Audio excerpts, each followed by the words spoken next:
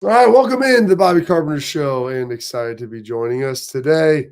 Joining you here on this wonderful Friday, Schlegs, super juiced with you here. A lot of news. Ohio State on Thursday added some coaches, and we'll continue to talk a little bit about that and everything they've got going there. But I wanted to start off with this, Schlegs. I've been meaning to get to this Get to it.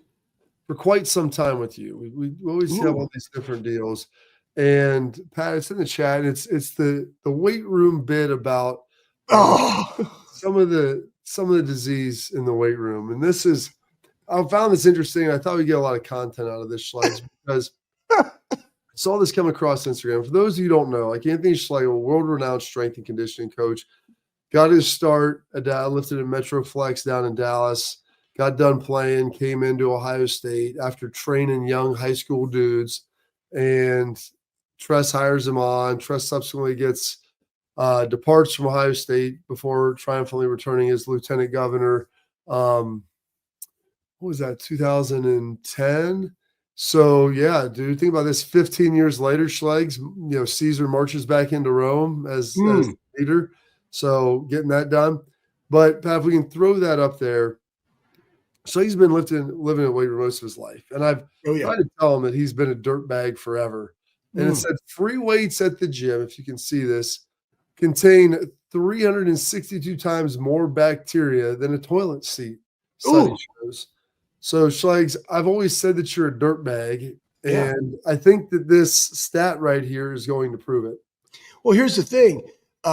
Is that under the toilet seat or is that above? Because there's a difference now. There's a difference. When you go. You once said my life won't be complete until I turn your face into a toilet seat. I did not say that, Bob. You did. But you and R. You know what, though? This is also, I kid you not, but so there's a couple of things to this. I mean, I started training at Metroflex Gym when I was 12 years old. Before that, I trained somewhere else along with the high school gyms that my dad coached at. And then you can imagine how probably terrible and filthy those were. I remember when I was in 7th or 8th grade, DeSoto, Texas, they were trying to build a new weight room. And so the weight room was underneath the bleachers, like storage. Like there was a door in there and there were the weight racks were set up and it would rain and would get all over the racks. But also the crickets would be in there and then they would die. And so you're in there squatting, getting bumpy, and you're just smelling all of the dead crickets that are all around you in there. And then you go to Metroflex, and again, people get sick or whatever. I mean, I probably am staph infection resilient, bacteria resilient because of I put myself in the environments that are as dirty as possible. Therefore, I don't get sick like the AYOs, like everybody else out there. Everybody right now, I got the sniffles, I got the cold, I got this or I got that. I got nothing. Why? Because I hydrate my face off and I bend my knees. Oh, by the way, I wash my hands all the time. So now with that being said, I also run a medical and fitness facility of which I take a lot of pride in. We make sure that this stuff is clean because we have over 1,850, almost 1,900 members through 2 gyms. It has to be clean. Part of that responsibility is on the members. Listen, there's ass sweat. How about you wipe that up? You know what I mean? The bars and stuff, we got you on that. The handles that you got after you just did that for some reason, I don't know why you did that, but anyways, wipe those down. Help the people that come after you because we're all in this together trying to be physically fit. But that being said, the dumbbell racks and the bars and the plates, and Bob, you were in here the other day at the Armory, and it's like when I go around and yes, I am OCD slightly, and you got to like turn that down a notch in the main gym because people just don't understand that the 5s go here and the 10s go here. But part of that is so that like you take every weight has a place. Everything has a place in its place, Bob, like all the time. And it's not necessarily for me and aesthetics, but it's like, ooh, 2.5. You were in there, yes, 2.5 Smiths in there. Where is that guy? It's just on another rack. There should be 2 2.5s on each, like one on each side. I know how many 10s are on there, how many 25s are on there, how many 45s are on there. That way you automatically have inventory in your mind. But I also want to where there's at least 5 to 6 45s on every rack in case you want to get bumpy. There needs to be 3 to 4 45s on each side of all the plate loading machines. Why? In case you want to get super bumpy. Like that's the point. Anyways, my GM's right here. David, listen, free weights at the gym contain 362 times more bacteria than a toilet seat. Continue to make sure. Come here, pop your little. Look at this guy. Look at this guy's mug. Look at this guy's mug. Yeah. David. Okay, Nice. David, get out Nice of my meaty face. face. I like He that. does. David has a meaty face. Actually, Mount Union guy. Boom. Right. Anyways, he's the best GM in the business. Hey, make sure those bars and those handles of those dumbbell racks are clean like we always do. Clean them. Clean them. You're really good at doing this, David. So just continue to do what you're good at. All right, cool. Next. I love that you give the bar when you're like cleaning the bar, you give the stroke. Why can't you clean the bars horizontally? Why is it a vertical stroke? Well, that's what David was really good at. You want to set people up for success in the areas in which they're good. He might be like this. I don't know, shake weight style. Maybe that's more efficient. Maybe we should do that thing like they did. I'm not going to go. Anyways. What, like the like Silicon Valley, the mean jerk rate? Yes, mean jerk rate. Absolutely. Mean jerk rate. Cleaning dumbbells, what's your mean jerk rate? Well, if I got 2 and I line them all up, how many times can we get this done? Well, the study Be efficient. Researchers found that equipment harbors a high number of harmful microbes, including those linked to skin infections and respiratory issues. No, that's just called wrestling. Exactly. The study highlights the importance of regular sanitizing gym equipment to reduce the risk of illness. Fitness experts recommend wiping down weights before and after use to minimize exposure to bacteria. Experts also advise gym goers to wash their hands frequently and avoid touching their faces during workouts. Now, look what the guy said right below that. Building muscle and your immune system at the same time. Couldn't agree more with that guy. I'm with you. So Schleiks gets his tattoos at a place called the Skin Kitchen, which is also that was a long time ago. I should go ask the Buckeyes where they're getting theirs done right now. Get some more ink on the old left arm over here. Absolutely, got plenty of space over there, Schleiks. But I will say this: like I've been lifting pretty consistently since I was 13 years old, really heavily and consistently since I was probably like 16. I'm a frequent like face toucher, and you'll see me doing the show. Like I don't like anything. I'm always doing this. I try to always use the back of my hand or my forearm, especially when I've got like a little cold. But when I'm in the weight room, I always use my shirt.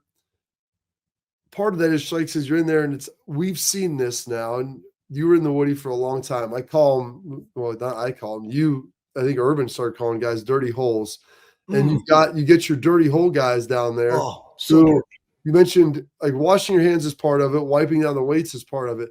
But then you have guys who go to the bathroom and do not wash their hands afterwards. And you are in the bathroom at a urinal, dude wheels out. You hear the door close without the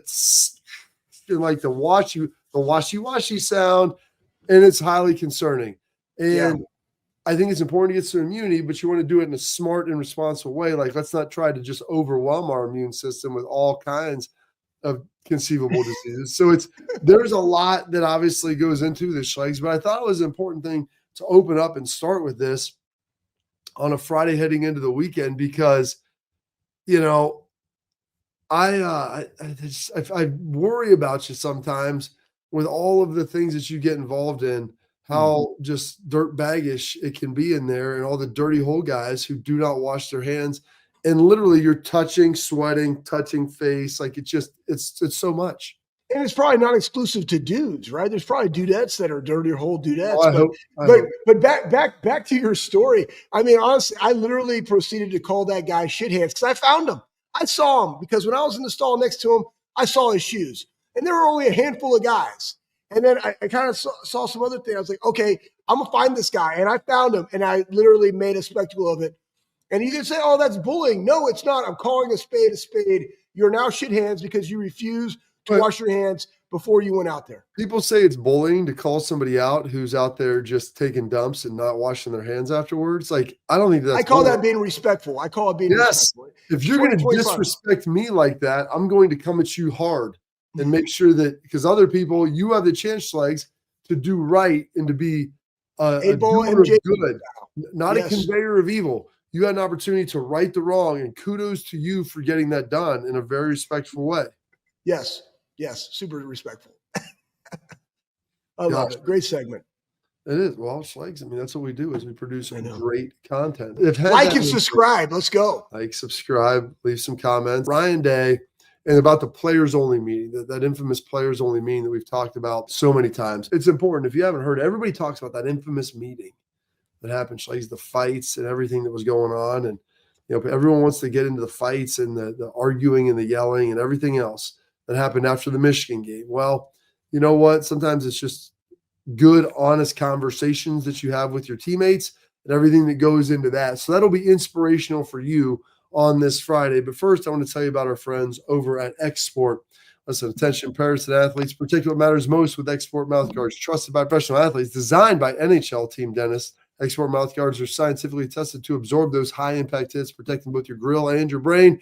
X-Sport mouthguards feature 3 layers of advanced protection, including patented use of carbon fiber. They custom fit that thing. They 3D print it to your grill for your own unique smile, which means more protection, better performance, max comfort, and clear communication. So you can focus on your game, not on your gear. Don't take chances with your safety. Visit exportguards.com to save 15% on your order if you use /Bobby. At the end of that, Export Protect what matters most. The story straight from the horse's mouth. Ryan Day on what happened in that post-Michigan game meeting coming up next.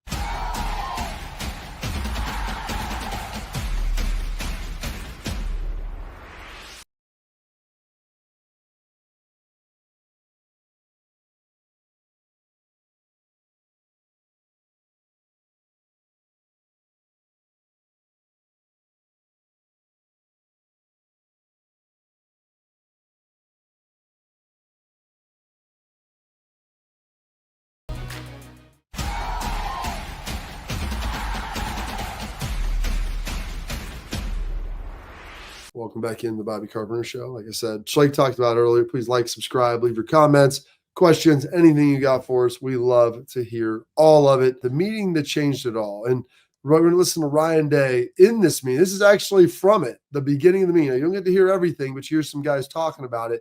And it's a pretty revealing minute, if you will. Point, we have to move this thing forward. We're going to have a meeting right here with the players, and I'm going to be here. Everybody else will be asked to leave, so you guys can work through a couple things.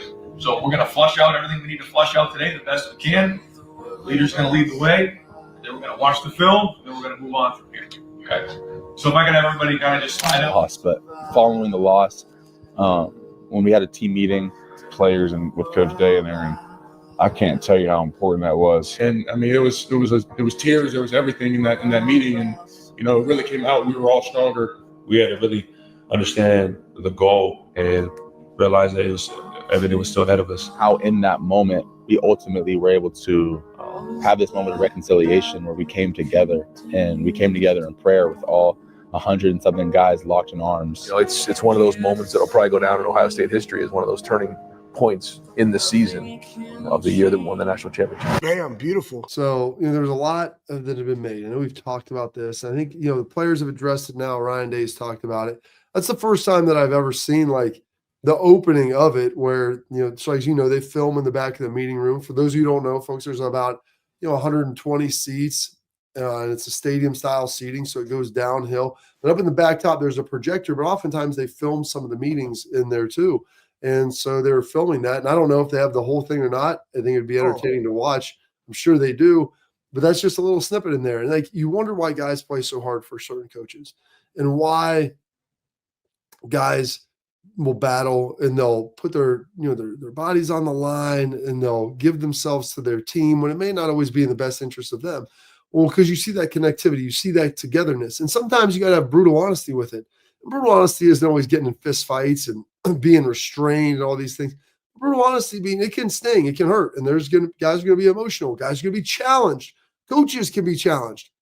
And it's important to understand that, hey, even though being challenged, this isn't a personal situation. Everybody wants to row in the same direction. We just got to get the rhythm down. We got to figure that out of how we're going to do this together. And so listening to Ryan saying everybody else is going to leave and we're going to talk about this and figure some things out and we're going to watch the film and then we're going to go get better.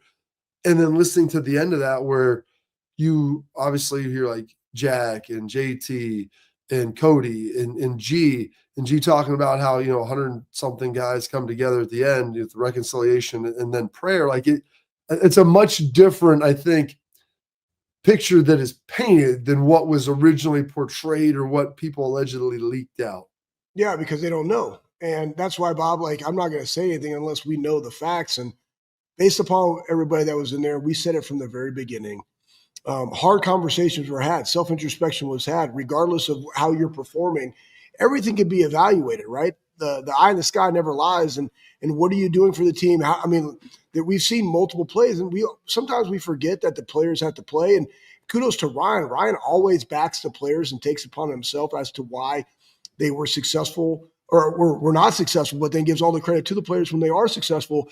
That also resonates with the guys themselves. And so when you have a meeting like this and you're able to flush all those things out, and Ryan's also the type of guy that's going to be very transparent. I don't know, or here's what we were thinking, or whatever. He's going to be open. And we've seen that through a lot of conversations that we had with guys that decided to stay. That's why they want to play for him. He's authentically Ryan. Like, he's just the same every single day, and guys want to play for him. But when you hear that it was like that was a turning point, and again, it goes back, guys, the Michigan game is still the rivalry. It's the best rivalry in all of sports, and it means something 100%. But at the end of the day, we're also playing to win a national championship, and the goal is still in front of them. How are we going to move forward? And they were able to collectively come together, vet it out, leave with a singular focus of winning a national championship. And the manner in which they did that in that playoff run just speaks volumes to the leadership and what is important. And to me, it was the fact that they flipped the script and like, every week we're just playing for another opportunity to wear the scarlet and gray and to play with our teammates. And that was the right mindset. And I think moving forward in 2025, that needs to always be the mindset, because in that game, that's the mindset you have to have more than the hatred, but it's about the love of the guys that are in that building. And I'm happy that they were able to show a little bit of that. So when I give you the quote, I don't know if it's the great soldier, the soldier fights. Yeah. Because he hates what's in front of him, but because he loves what's behind him. Yeah, for sure. I feel like I've seen that in the weight room before. It is. It's on the weight room. It's on the window to the office of the assistant room, right there by the scale. Literally is right by the scale. So you see that. That's kind of the scale of life, Schlegs. I mean, people are inspired more by love than they are angered by hate, and to do some things that obviously and push forward in a very negative way. But just seeing that and leaning in on it, man, pretty darn excited for everything that was potentially, going on, and just to kind of clear the air with a lot of that nonsense that had potentially happened. I could watch that. There's all kinds of stuff. At the end of the season, like they're kind of wrapping it up. These guys now, they're in the thick, Schlegs. This is their kind of, I guess it would be the end of maybe the first full week, maybe the second full week of their end of their second full off season. And so let's take the rest of this segment here and kind of outline where they're kind of at, where the players are at now. Coaches are all in. They're not out recruiting for a while. Everybody's kind of ramped up. They've integrated, I think, all of the guys who had played a ton of snaps with maybe the guys who hadn't played a lot of snaps, with some of the mid-year guys who had come in, the transfer portal guys. But I think you're kind of one collective team and a handful of groups at this point. 2 weeks in, what is that process like? Where are we at with some of this competitive lifting versus balancing the science? Not silence. I heard I talked to Dr. Dan Dickel in there. Yeah. I was reading about multinuclear muscle growth, cellular growth. It was pretty impressive. I didn't even know you could have a multi-nucleus cell, muscle cell, and how those are great and they never go away. Like, it's all these good things. I mean, that's the science part of it versus just getting down and dirty and dudes holding dumbbells staring at each other to see who can hold them the longest. They all work together, Bob. And here's the thing. Kudos to Dr. Dickel. He finally got a desk in there. So I'm going to take the desk over, by the way. I'm going to take that desk. Does he not have a desk? Or he does. I'm going to take it over. I'm going to sit. You're just going to take it over. What a turd bucket. Anyways. I've never seen like the the crabs in the ocean that just take over another shell. Like that's going to So be Dan's getting his doctorate. Dan Sensor, aka Dr. Dickel, he's getting his doctorate. Handles the Wait, sports. I thought his Ohio last State name was football. Dickel. You're telling me that it's No, not? Sensor. It's not. It's not. I just call him Dr. Dickel for no reason because I drank Dickel bourbon. I think when I was in Tennessee. I don't know if it's whiskey. I don't know if it's bourbon. I don't really know the difference, but it was good. But anyway, that's why I started calling him that, and it stuck. But here's the thing, man. At the end of the day, you can't coach toughness in November. And part of it is, yes, being scientifically sound. Yes, like there's certain principles that you always have in strength and conditioning, the SAID principle, the progressive overload principle, like all these things.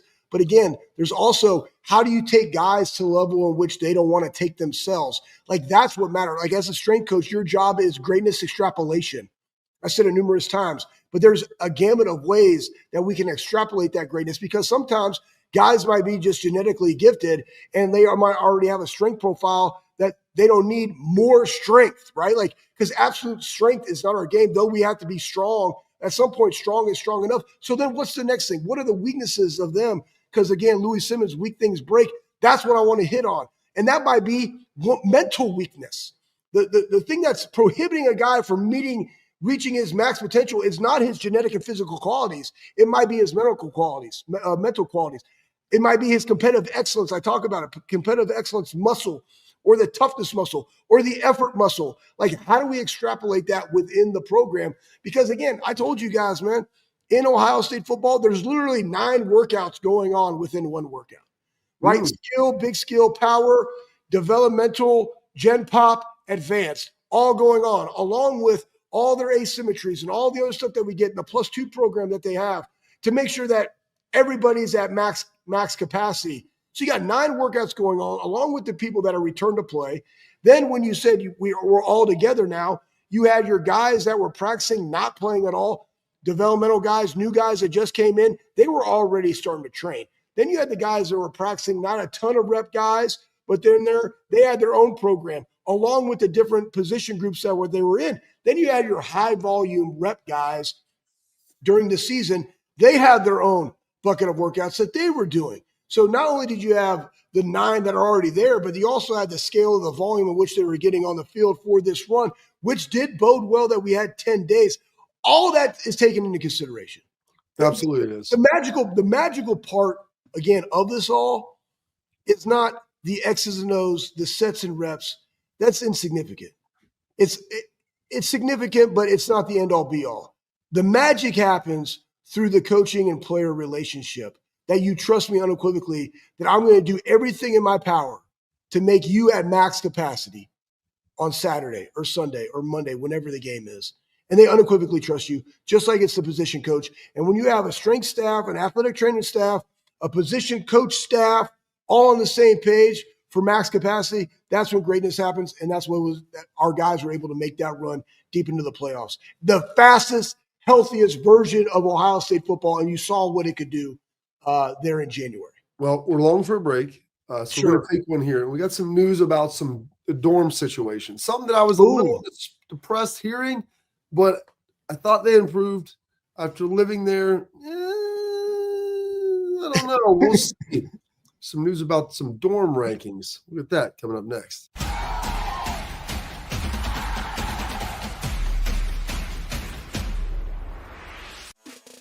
Welcome to Big Play, the fastest growing sports media company in America. I'm gonna keep it straight with you. The reason you should watch our show is because I look good, baby. Come get some! Join our millions of fans for live sports talk shows hosted by the top former athletes and sports personalities in the industry. Ohio, it's my home state. Obviously, I'm a diehard Cleveland sports fan. Watch what you want, where you want, when you want. Welcome to Big Play. Make sure you tune in.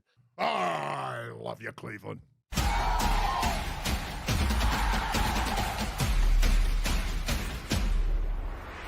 Welcome back in the Bobby Carpenter Show. Some of the dorm crazy. Well, you never lived in the dorms at Ohio State, Schleichs. I guess they're better now. Some of the worst dorms in colleges. CMU, Central Michigan, number 1. Penn State, Wow. Number 2, I was You have surprised. nothing in Happy Valley. You can at least have kick-ass dorms, and you're the second worst.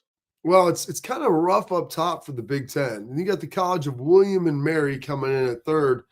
Purdue 4, which, like you said, you're in the middle of West Lafayette. Like, can we not get some better facilities? Like, their athletic facilities were trash for a long time. At least have nice dorms. But 5, the Buckeyes coming in. Now, I lived in Morrill Tower, which was like 1,000 years old. Guys were living in Morrison. Now all the dudes live in apartments and everything else. But that was kind of a big deal for recruiting, and they were able to get guys like graduate dorms, which are nicer. But the fact that Ohio State is top 5 worst dorms, like, you got to be better. You got to be better than that. That's very disappointing to see. Yeah, that's crazy. I mean, the reason, guys, that I didn't live in the dorms is because I was 21 years old already. Went to the Air Force Academy, went to the prep school there, and I come in and I'm a bull in a china shop, and it was like, you are absolutely not living on campus. Matter of fact, we're going to put you as far away from campus as we possibly can.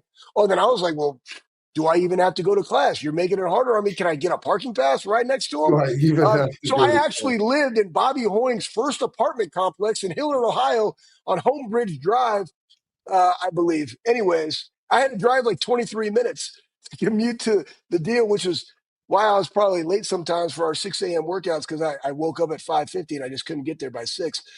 Anyways, it's kind of disappointing. And I don't know if I think it's, I don't know, man. That might be for the general population. Now, I would be interested to see what that would be from an athlete standpoint as where they live on this. But I guess that's for the general population of the university. Some other Big Ten teams making an appearance, which wasn't great. Georgetown, or I guess you had Rider. I don't know what UIUC is. Rider University at 7, Temple at 8, Georgetown at 9, George Mason at 10. But here we go. So you've got Penn State at 2, Purdue at 4, Ohio State at 5, UCLA, new admitted to the Big Ten at 11. You're living in LA too. And UCLA, it's right off Brentwood. You should be nice. Or Beverly Hills, right there, dude. Not Beverly Hills. It should be legit. Iowa, you're in Iowa City, bro. Yeah, you've got Iowa in there at 19. That's kind of disappointing, the fact that you have 5 Big Ten teams in there. I'm not seeing a whole lot of SEC in there. You've got Florida floating around, Ole Miss. It's kind of disappointing. The Big Ten, I feel like, was overrepresented and oversampled in this selection. Yeah. And you know what? This could also be because of the weather up there. Maybe it gets dirtier because you're tracking in all that snow. We got a dusting today. Don't give me that, man. My dorms, it was awful. Morrill Tower was atrocious. So that is nothing that I would ever want to live in again, or even ask anybody to live in again, unless you're trying to have people. It's making you tougher thinking about that. Like not only are you getting crap on your hands from the weights, but you're also getting crap all over your body, breathing in the same air as all those sick people. It's just making you better. Maybe that's the point. We're building up people's immune system and making them more resilient by having really terrible dorms. Absolutely. All right, we're taking a break from that. We got our headline Schlags. Coming up next, we're going to talk a little bit. There were some terrible calls in college football, but I think there was a couple Buckeyes involved, or maybe one Buckeye involved twice, in some of what On3 deemed the worst calls of the college football season. We have that for you coming up next in our headlines.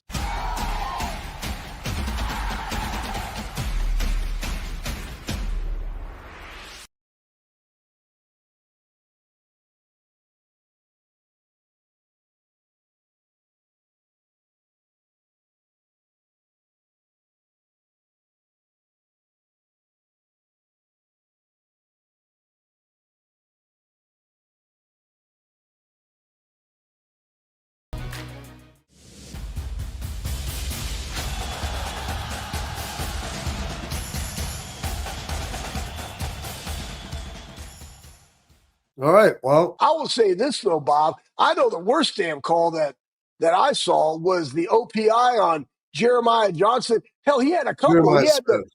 Jeremiah Smith. What did I say? Jeremiah Johnson.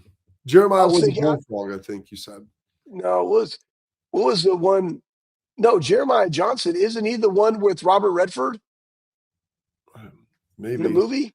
Yeah, Yeah, that's what I was. I don't know why J.J. Smith. Oh my gosh! Hey, and then he had the non-pass interference call versus Oregon, where the guy just ran into him. It's like, oh, like just because he's so big and so good, you got an OPI call that the guy made contact with him. All right, and then you had the one where it was blatantly a pass interference that was a pick, and they didn't call it because he's so good he had to go over the top of the guy that's running through his chest. Guy gets a pick. We don't call that. Those are my two. I want to say And the Arvell lack Reese. of calls. How about this? And the lack of calls, Bob, on our defensive line for holding. Yeah. I mean, how about the non-calls? I think they that. I think they pulled the fans. I think Arvell Reese, I want to say, was involved in targeting at 9. What game was that in, Pat? It was at home. Yes, I remember seeing it and thinking it was Nebraska. IU. It was Nebraska. It was Nebraska. It was Nebraska. It was atrocious. Oh, that's what it was. Yeah, he hit him with a forearm right in his chest. Yes, he hit him in the chest with his forearm. With a forearm. And they boom, GTFO, you're out of here. And that was number 9. And so I'm glad at least you get a little love with that. Here we go. Like, look at this. I mean, targeting. I'm not even certain. Oh, by the way, yeah, I took a fumble off the board too. So I think the Buckeyes get that back. But look at that. I mean, shoulder, forearm to the chest, no head collision at all anywhere in there. And so I'm glad that thing was the 9th worst call. It maybe could have been the first. I mean, but like, it also took a fumble off the board, Schlags. Yeah. The overturning is a penalty. Like, what are we talking about? Yeah. Ridiculous. So many this year. You would have gotten college. I wouldn't be able to play in today's game. Yeah, they would have kicked you out. Jeremiah I've been using my head too much. Jeremiah Johnson, was he on that list? No, Jeremiah Johnson was not on that list. But that is the 1972 Western Adventure starring Robert Redford. No, it's amazing. Every time it's on, I got to watch it. As the title character, Jeremiah Johnson, and then Will Greer as Will Gear as Bear Claw. Oh yeah, he was good.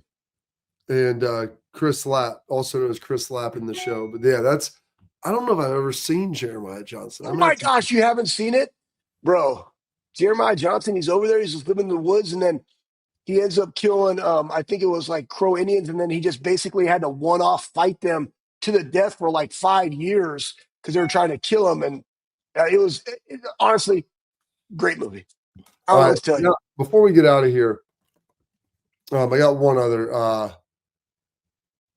That's got the number 1 worst call of the year. Oh, this was atrocious. This was so bad. That wasn't targeting. Like, so they called the one on they called the targeting on Arvell Reese, and then you get this one, which, like, to me, that's just a good clean tackle. But they call it targeting now, so you have to call it targeting consistently. Like this side, it looks pretty bad, I think, if they get the shot to it. But he comes in there, yeah, you can see him face in, and he didn't like lower his head, but they call that targeting now. I don't know how they let that slide. And that was a huge play in that game. Because it was. It was a huge play because that had been a personal foul out of the game, 15-yard penalty, and I think they were dry. That might have been at the very end of the game. Like that was probably the worst non-call of targeting because it was helmet-to-helmet contact. Now, again, it wasn't with the crown of the helmet, but that's what they call a helmet-to-helmet contact. It doesn't matter. Like, they don't care. Arvell Reese didn't even hit him with his helmet. I know. And he didn't hit him in the helmet. So tell me how any of that stuff matters. It doesn't. It doesn't at all. And so you actually get helmet-to-helmet contact right there, and then nothing is said. I'm like, what kind of world are we living in? That's wild stuff, man. Absolutely wild stuff. So yeah, crazy to see that. One last one I want to throw up before we get to our tailgate talk here. The one on Marcus, Notre Dame being on Marcus. I think this was one that was interesting because it's coming from CBS Sports with Josh Pate talking about what Notre Dame is. And it's interesting watching Notre Dame this year. This is the best they've been. And it's ironic because it was Marcus was about to be fired, bad loss, everything's falling apart for him after a big win. And Josh said, I think flat out, this Notre Dame can compete and win a national championship under Marcus Freeman. I don't think we've seen their best yet. I said this team, like if they were playing anybody else other than Ohio State, if Ohio State wasn't playing this year, I think Notre Dame could have beat them. Oregon would have been tough. Texas would have been difficult. But the rest of the teams, like you saw them beat Georgia, like they've got the ability. They had the steam to be able to go do it. It may not have been the most orthodox, but they had the ability to do it. They got beat up at the end, which hurt them. But I think this Notre Dame squad has what it takes to ultimately go out there and be able to win a national championship. Well, so let's go through like what could hamper them, right? So you have to have a certain type of athlete that can get into Notre Dame. This is literally for you and I to go back and forth, Bob. So you have a select few of individuals that can actually attend Notre Dame. The thing is, like everybody else is coveting the same people. So you got to win the ones that you got to win to be able to get in, right? Like you got to win those. The ones that are from the Midwest or identify with Notre Dame or like Notre Dame or the relationship with Marcus and the things that he's done, but they can get in and they're really good, high caliber talent. You got to win those, okay? Because there's some that you want, but you can't like academically get them in. Everybody else is going to get those guys. Then two, you got to be very selective in the portal. We remember in this matchup, Notre Dame had 9 transfers on their team. Ohio State had 7. So this was a developed program. Ohio State was a developed program. So that's something else you're going to have to constantly do is develop your guys that you get that meet the academic requirements. And also, the thing I love about Notre Dame and Marcus is that they have their identity. They do what they do. And they modified what they did in 23 to what Leonard was able to do in 24. And so, like, you have to be able to do that because of the guys that you're able to get in, Bob. Absolutely. And they've done that. They can't go crazy on the portal. They have a very specific portal guy that they have to go after. And they've done a pretty good job of that, of helping tailor. They're going to need more depth, though. In order to be consistent, they're going to need more depth. They're going to need more depth. I think they can get it. But yeah, they do need always to enhance that because they got beat up. And at the end of the year, and maybe Schlegel, you just got to do a better job of managing some of your players. And some of the injuries are unavoidable. But sometimes, yeah, you got to be able to go after and get a little more depth in the portal. All right, that's it for our headlines. Coming up next, we have our tailgate talk, Schlegel. We're going to dive into some questions from some of the previous shows right here on the Bobby Carpenter Show.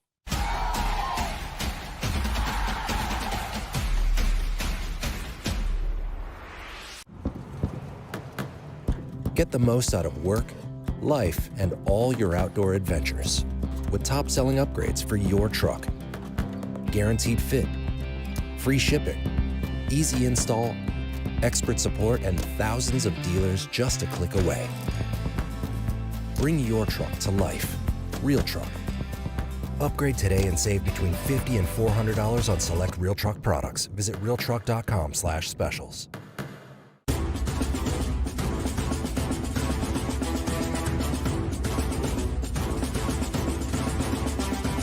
Welcome back in the Bobby Carpenter Show, and excited to be joined by my guy, Anthony Schlegel. Fun time because we cruise on the weekend.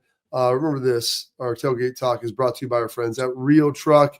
Schlegel showing you the hat right there. Go to realtruck.com for your truck, Jeep, Bronco, whatever it is. Accessorize it. Bring your truck to life at Real Truck. They've got the stuff for the inside, the outside, seat covers, the bed covers. They've got it all ready to go for you. Schlegel and I have done it. We keep telling you about it.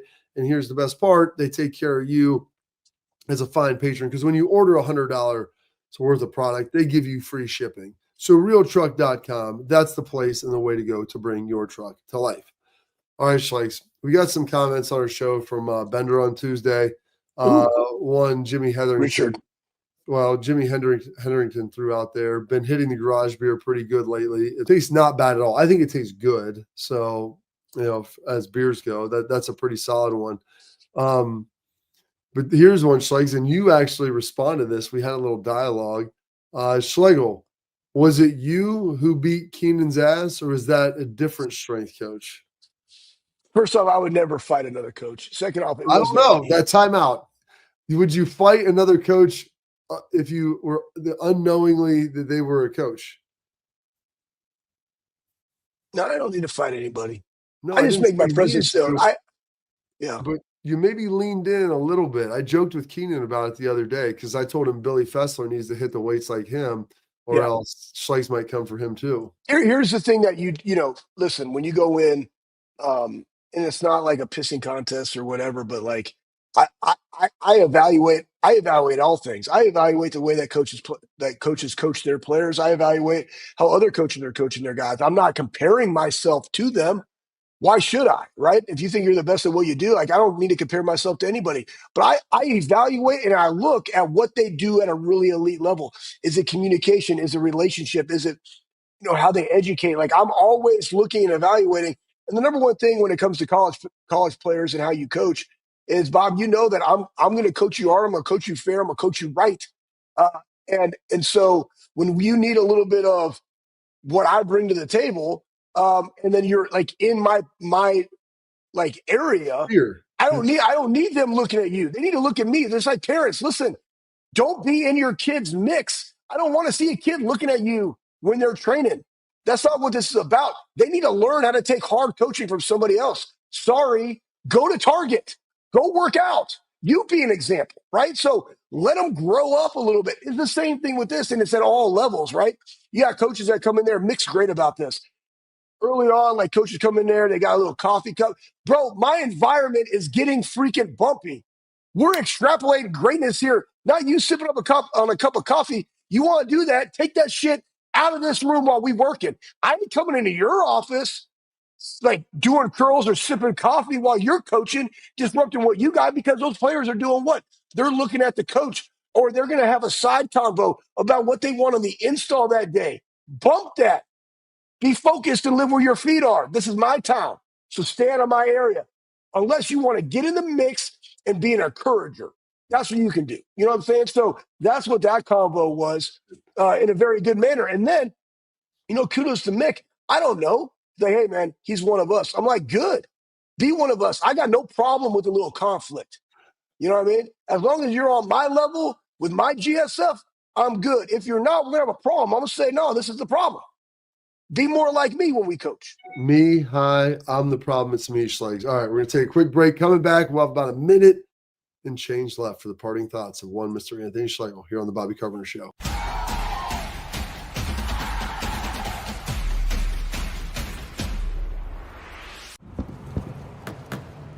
Get the most out of work, life, and all your outdoor adventures with top-selling upgrades for your truck. Guaranteed fit, free shipping, easy install, expert support, and thousands of dealers just a click away. Bring your truck to life. Real Truck. Upgrade today and save between $50 and $400 on select Real Truck products. Visit realtruck.com/specials.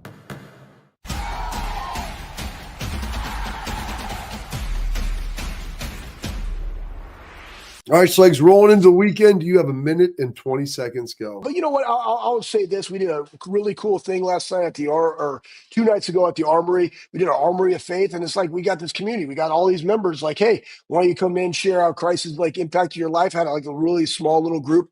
But the main emphasis on that I was talking about is Chris talked about the attitude of gratitude. And I had somebody ask me a question like, what are the miracles that have transpired? And there were a couple of things that I was able to bring up. And I think it's sometimes we get so inundated with all the white noise of the world that we stop, press pause, and just survey our surroundings and just look at all the different miracles that are happening on a daily basis. I think sometimes it's people are always looking for this grand, like huge life altering thing, but it's not. It's the small things every single day that you need to open up your eyes to. And it was just great to have that small little community, just talk and be able to pray for one another of how we're, what we're doing during the week. So anyways, really good. Oh, side nugget. Listen, when you go in the gym, don't compare yourself to other people. Just remember, You're beautifully and wonderfully made. Go in there and be the best version of yourself. The only real improvement is to improve upon your former self. That's it for this edition. We'll see you next week on the Bobby Carpenter Show.